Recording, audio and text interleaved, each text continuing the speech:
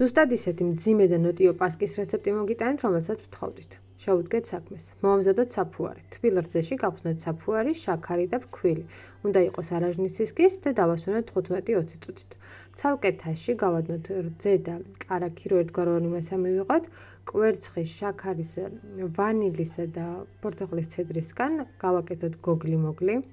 ეხლა ეს სამი კომპონენტი ერთმანეთში უნდა გადაურიოთ.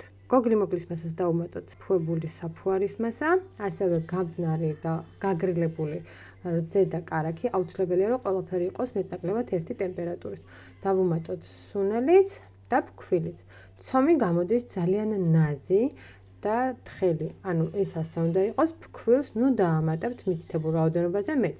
დავაფაროთ და გავაჩეროთ საათნახევარი-2 საათით. ამ დროის გასვლის შემდეგ დარჩენილი ცილა ავთქვიბოთ კარგად. ჩვენი ამოფუებული ცომი გადავძილოთ, დავუმატოთ ცილის მასა და ასევე ქიშმიში წინასწარ დამბალი ფორთოხლის წვენში. ყველაფერი გადაურიოთ ერთმანეთში კარგად და გადავანაწილოთ ფორმებში. ამ რაოდენობით გამოდის 3 ცალი 450-იანი ან 4 ცალი 350 გრამიანი პასკა. გადაიტანეთ ფორმაში და გააჩერეთ კიდევ 40 წუთი.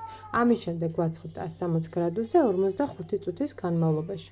გააციათ ბოლომდე და გამოდის ძალიან მძიმე, ნოტიო და რაც მთავარია, უარომატულესი პასკები.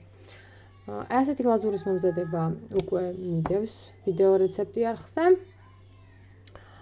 შეგიძლიათ უბრალოდ შაქრის ფხვნილი მოაყაროთ და ისე დატოვოთ, ან გააფორმოთ ასეთი გლაზურით. ძალიან დიდი მადლობა აქტიურობისთვის. გელოდებით კომენტარებში.